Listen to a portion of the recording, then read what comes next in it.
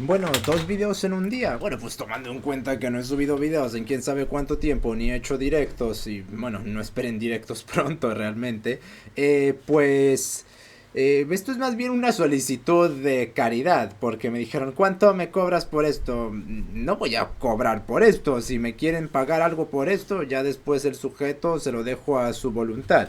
Este, pero bueno, en fin, me pasaron un texto que me pidieron reseñar. No sería la primera vez que hago esto. Un momento, y ahora que lo pienso, ¿no tenía un directo hablando sobre un texto de Golden? Igual y podría poner eso como otra reseña, pero bueno, en fin, igual y en cierta manera esto califica como reseña también, y en lo que se sube el otro video, pues supongo que también vamos a meter eso aquí. Entonces el texto es de su señor,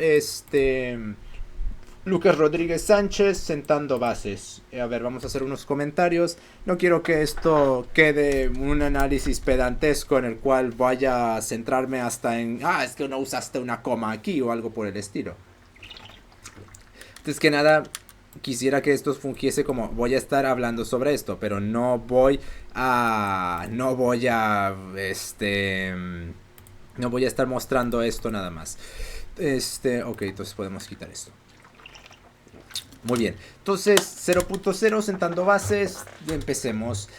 Aclaración, este primer escrito está destinado como prolegómeno de los temas que se tratarán en escritos posteriores, siendo fundamental como punto inicial de los escritos posteriores. Básicamente es un prolegómeno. Nótense que no es lo mismo un prolegómeno que un prólogo.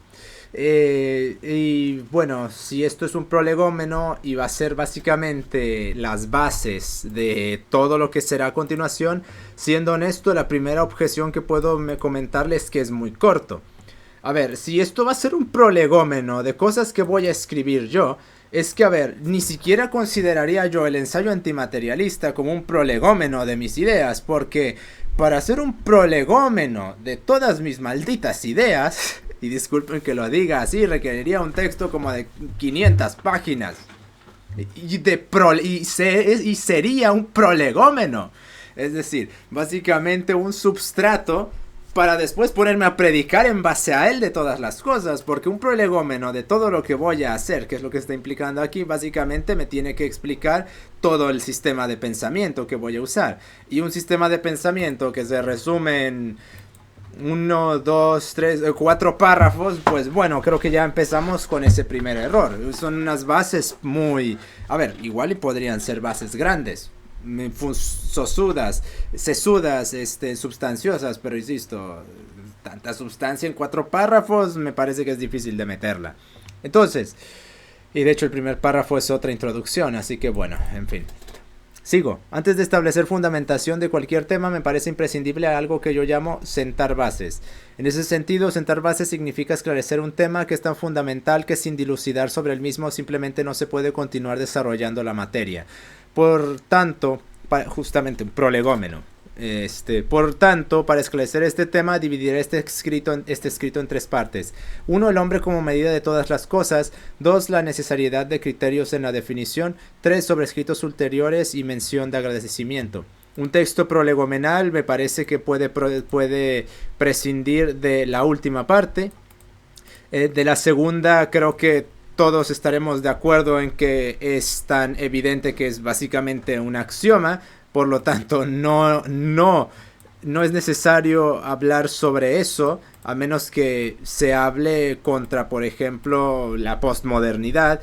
Pero bueno, aquí hablamos de un substrato un prolegómeno, así que me parece que se obvia que es necesario eso, puesto que no es contra alguien, tipo, porque es necesario que se definan las cosas y nos pongamos a mentar tipo gente como Deleuze o gente como Guattari. Bueno, ahí sí sería necesario aclarar por qué sería necesario hacer eso.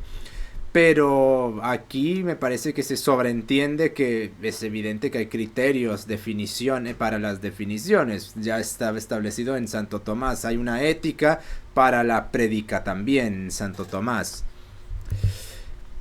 Pero bueno, en fin. Y en la primera parte, según cómo se vaya desarrollando, eso es satánico.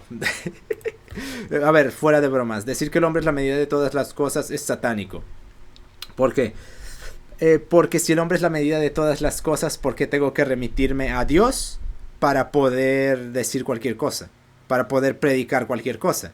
Puesto que como el hombre es la medida de todo, puedo proscribir y prescindir de Dios y a Dios. El hombre no es la medida de todas las cosas. Pero a ver, vamos a ver cómo se desarrolla esto. Dice, como primera instancia, que la interpretación del hombre sea aquel que designe aquello que las cosas son, es un absurdo gigante. Este tipo de afirmaciones suelen hablarse con necedad cuando no se comprende a lo que se está enfrentando, siendo esto un completo despropósito, porque coloca en primera instancia como si las cosas son en tanto el hombre existe, a lo cual yo me pregunto, ¿acaso entonces antes de que el hombre estuviera en la tierra las cosas simplemente no eran nada? Ah, bueno, qué buena zasca contra los kantianos. A esta primera circunstancia la llamo la antropización de la realidad. En su tiempo definiré el concepto de lo real y lo existente. Cabe aclarar que estos conceptos que estoy mentando no los elaboré yo, pero en última instancia del escrito hablaré de la persona a la que me refiero. Ok, muy bien. Como comentario adyacente a esta cuestión. Entonces lo de que el hombre es la medida de todas las cosas me parece que no era lo que yo pensaba que era, sino que básicamente es una postura beligerante contra eso. El hombre, básicamente se está diciendo, el hombre no es la medida de todas las cosas. Emic se entiende que el hombre es la medida de todas las cosas, puesto que se antropiza toda la realidad y se pone al hombre como algo que termina ordenando una realidad que no viene dada al hombre, sino que es el hombre que termina introduciendo ese orden en la realidad, por paradójico que suene y por sin sentido que esto parezca, desde la modernidad que viene arrastrando el nominalismo, al mutilar la percepción del hombre con cualquier añagaza, sea Kant con sus categorías, sea Marx con la alienación, sea Descartes con el genio maligno, sea Berkeley con la duda metódica cartesiana llevada al absurdo, sea Lutero con la total depravación y con la exageración del pecado original, se termina de una u otra manera relativizando la percepción del hombre, y en tanto que se relativiza y se niega la capacitancia predicamental del hombre, en tanto que se pone en duda lo que el hombre percibe en base a cualquier arbitrariedad, entonces se termina derivando de esto que si la percepción, la inteligencia, porque más que percepción aquí se está hablando de la inteligencia, cuando esta gente se remite a la percepción, creen que la percepción son los meros cuestiones sensibles, como si la razón no fuese un sentido también. Pero bueno, ya eventualmente vamos a hablar sobre los sentidos y por qué la razón de hecho es un sentido también y por qué la inteligencia también es un sentido. Pero bueno, en fin, al mutilar la percepción del hombre, me estás mutilando la inteligencia del hombre.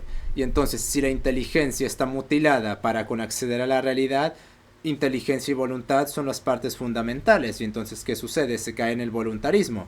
Si no puedo entender la realidad, bueno, entonces al menos puedo hacer que la realidad sea lo que yo quiera. Y entonces a partir de aquí se entiende ese principio ético desde los sistemas de pensamiento, emic a los sistemas de pensamiento, es decir, interno a esos sistemas.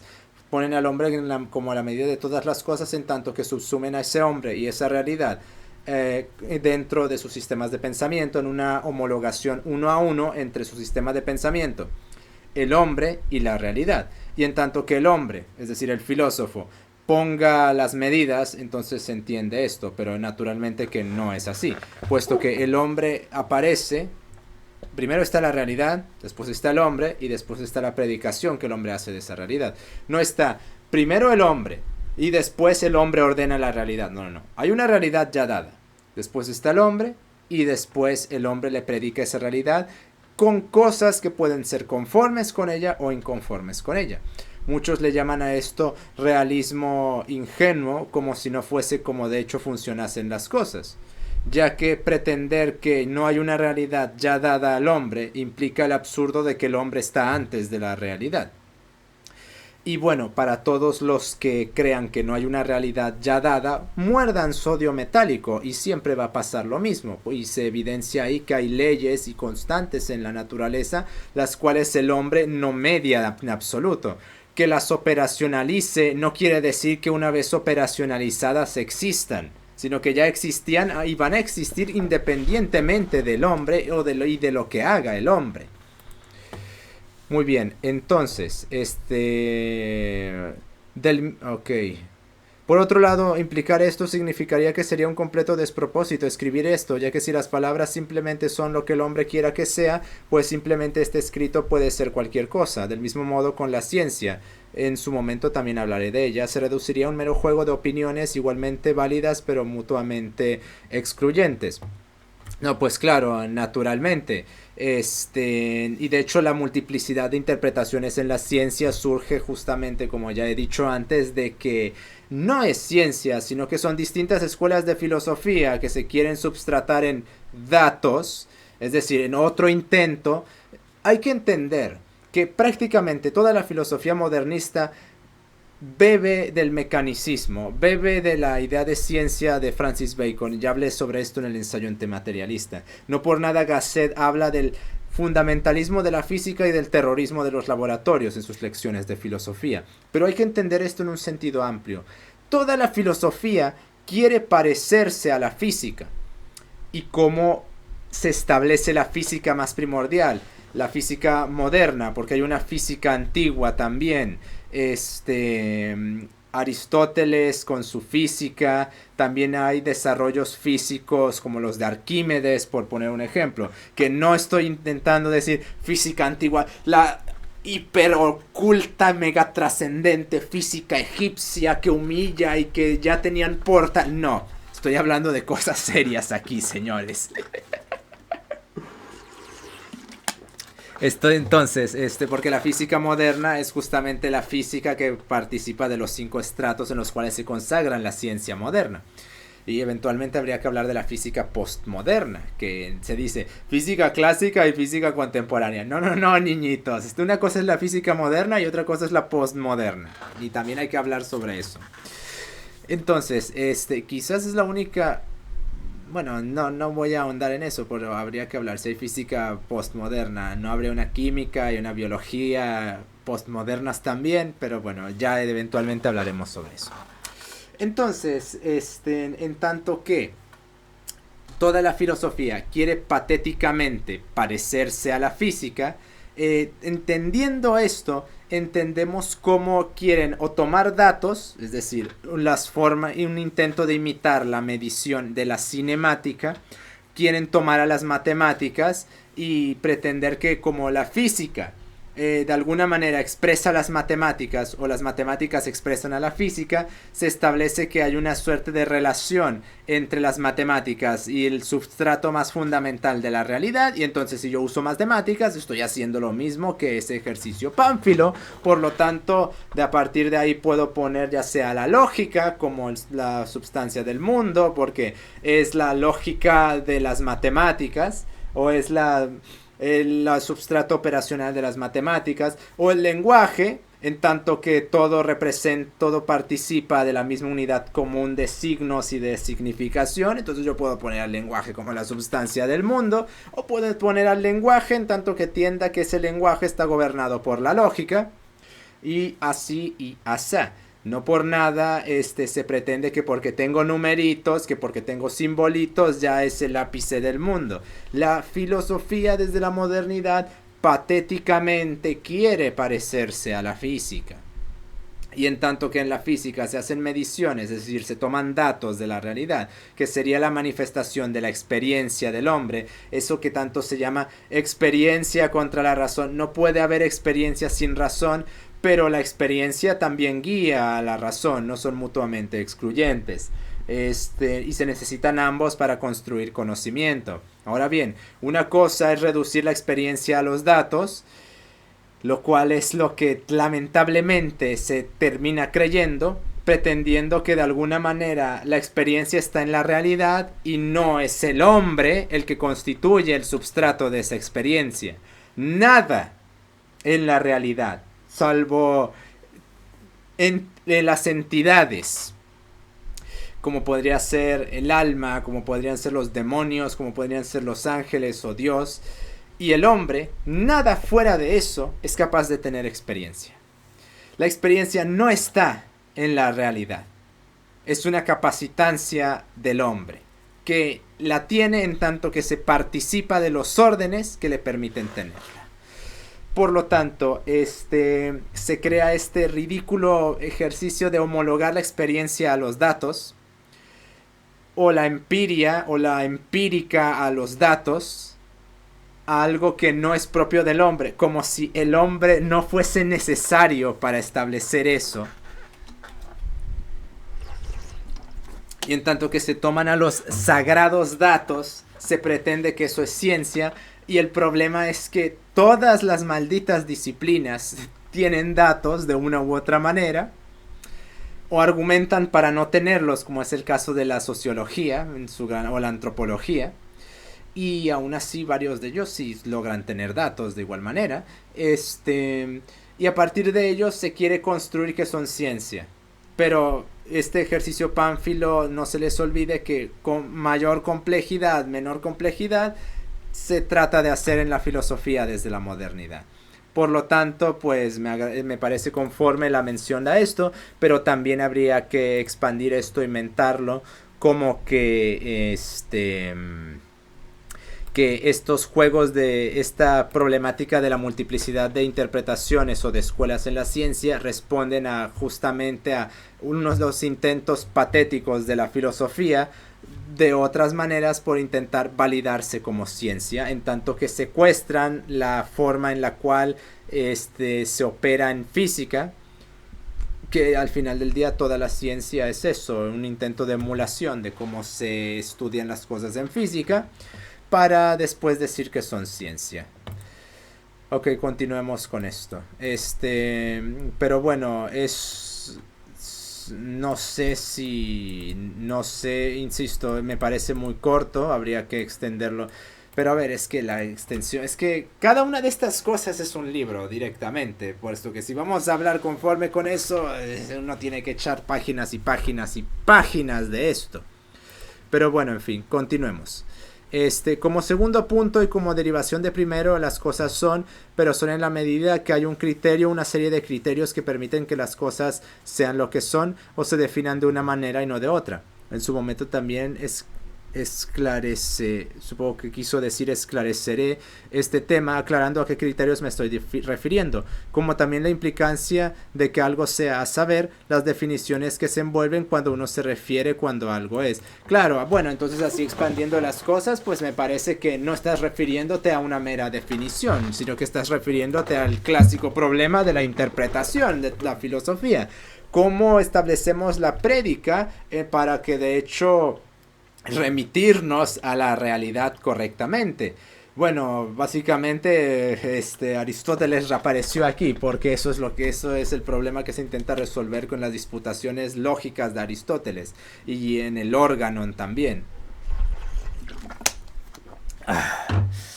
Pero bueno, entonces entendiendo así es que es incorrecto decir definición, porque definición es básicamente establecer la identidad de algo. Aquí estamos hablando sobre la prédica, sobre las imputaciones, no sobre las definiciones, sino y más primordial que eso, el cómo sería la manera correcta de establecer tal cuestión. Más primordial, cómo investigar la realidad para sintetizarlo directamente. No puede reducirse esto a decir criterios de definición, porque eso implicaría más que de definición, de delimitación. Aquí se está hablando del clásico problema de la investigación de la realidad y cómo ordenamos las cosas para investigarla correctamente. Por lo cual, bueno, no se establece realmente ningún tipo de criterio, pero bueno, las cosas son, evidentemente. Apelar a estados corruptos de la percepción obvia justamente que son estados corruptos. Y el problema con eso es que cuando dicen, es que como yo me drogo la realidad deja de existir. Percepcional centrismo ridículo, tipo Berkeley, tipo David Hume. A ver, niños. si yo me drogo, yo no estoy drogado siempre, ¿de acuerdo? Y en tanto que yo no estoy drogado siempre, hay que entender esa corrupción de la percepción como un estado alterado de la percepción, es decir, no el estado general de la percepción. Derivar de que como se puede alterar la percepción, de alguna manera no estamos percibiendo la realidad, es que entonces, ¿cómo puede decir una persona, hacer esa afirmación y después pretender que se puede predicar algo? Puesto que si yo digo que porque hay una capacitancia o una potencia corruptible en la percepción del hombre y de ahí derivo de alguna manera que toda la percepción está corrupta o que no estamos percibiendo la realidad porque hay una potencia sujeta contextualmente, cosa que nunca les gusta decir, sino que toman el fenómeno obviando que es contextual y el problema es que ese contexto lo elevan el estado de generalidad, implicando entonces que siempre tenemos la corrupción, la percepción corrupta, y derivado de eso pues está negando por completo la realidad en base a algo que es contextual y específico. Entonces, las cosas son y cómo se establece el orden para empezar a investigarlas. Bueno, pues aquí es lo que intentó hacer Aristóteles y en parte lo que intentó hacer Platón. Y es una discusión bastante compleja porque demanda una antropología previa para entender la realidad. Porque si el que está interpretando, primero, si hay una realidad ya dada, previa al hombre, y después el hombre es el que investiga la realidad, según cómo concibamos al hombre, es cómo podemos concebir cómo se puede conocer la realidad.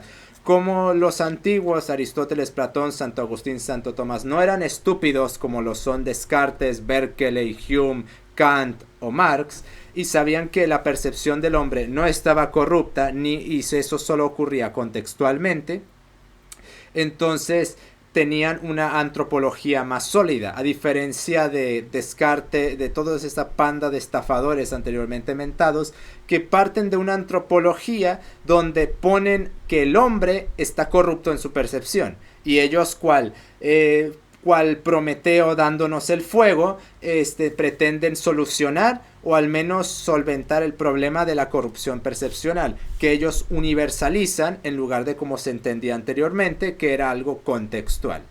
Entonces, a partir de esa antropología es como uno puede establecer ese orden. Pero si uno no establece la antropología, que al mismo tiempo depende de la realidad, puesto que si yo digo que hay una realidad previa al hombre, eso implica que hay órdenes de la realidad previos al hombre. Y si el hombre participa de esa realidad, quiere decir que esa realidad implica una relación con el hombre. Por lo tanto, no solo se requiere una antropología conforme con la realidad, sino que una realidad conforme con ella misma y correctamente ordenada para después establecer, paradójicamente, cómo ordenar correctamente la realidad.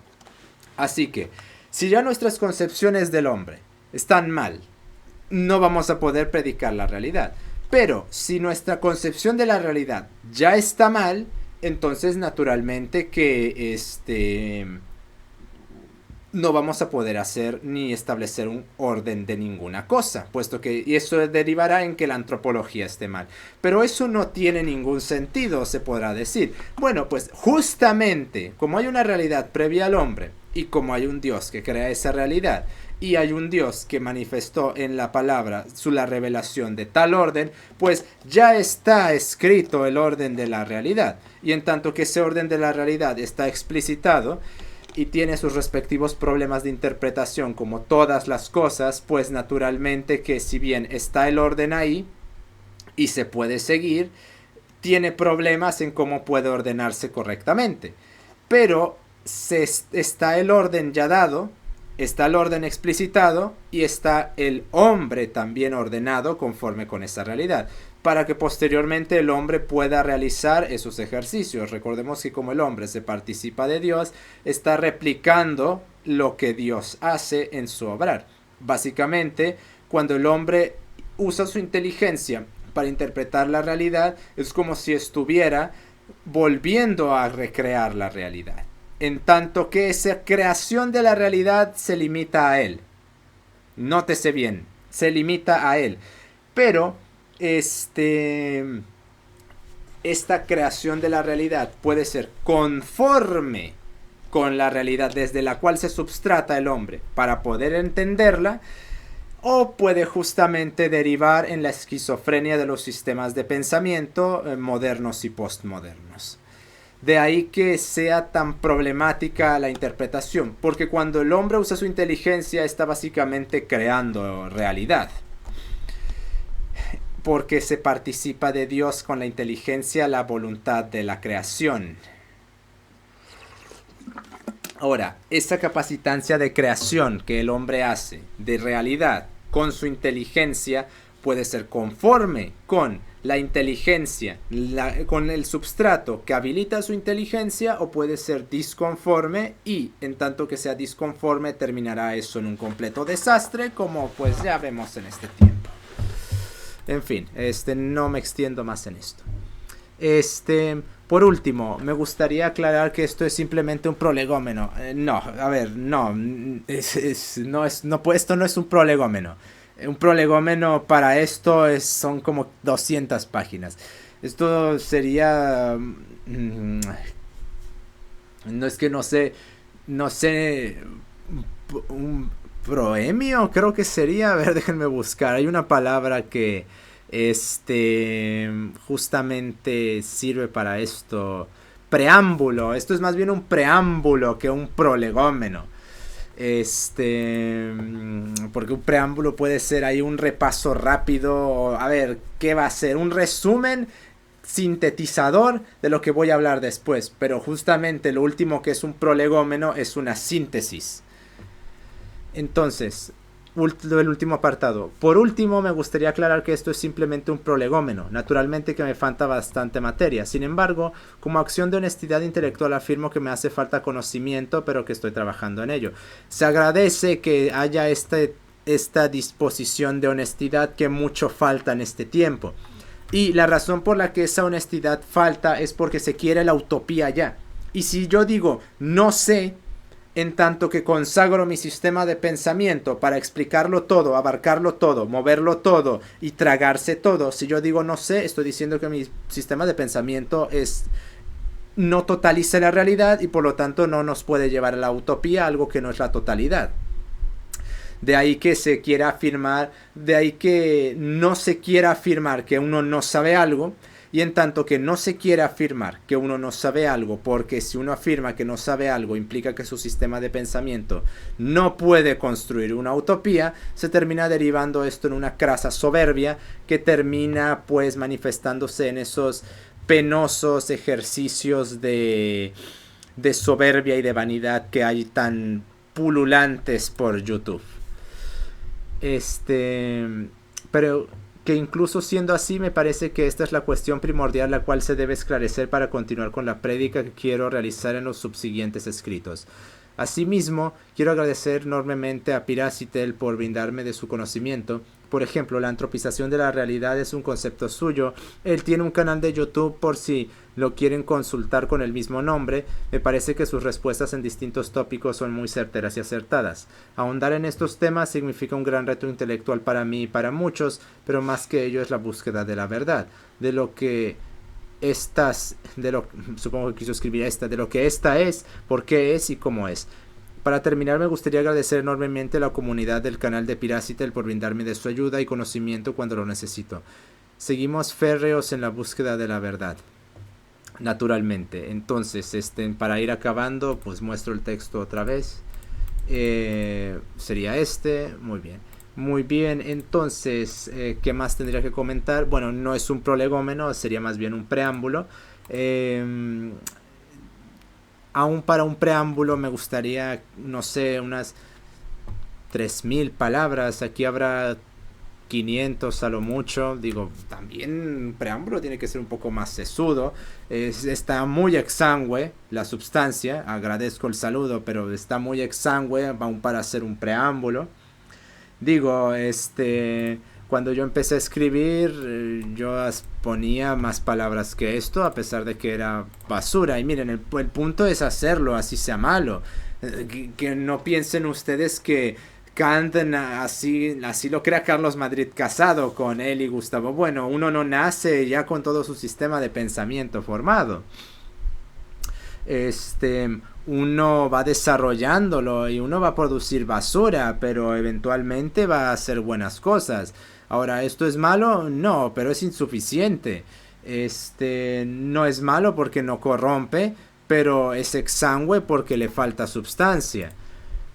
Igual y no es que le falte substancia al sujeto, a pesar de que se admita como tal, sino que lo que le falta a esa sustancia es al texto, puesto que no sabemos aún la capacitancia predicamental de la persona que escribió esto, que, insisto, su nombre es Lucas Rodríguez Sánchez. Por lo cual, eso sería lo que tendría que comentar, junto con los comentarios intermedios. Está exangüe. Aún para un preámbulo es corto, no es un prolegómeno. Los argumentos dados, si bien, por ejemplo, la cuestión de la realidad que me parece conforme, pero falta un desarrollo mucho más extenso. La cuestión de la problemática de la definición es más bien la problemática de la intelección, que es clasiquísimo ese problema, a la par o quizás mayor que el dilema de los universales, para ser honesto.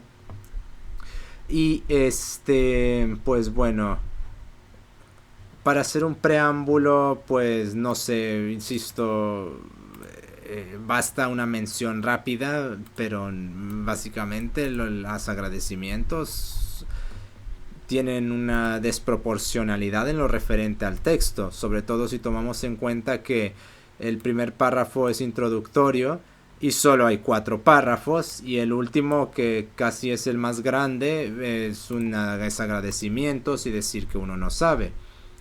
Requiere una extensión más que esto, pero ya sobre lo expuesto ya se dijo y me parece que no hay nada más que decir.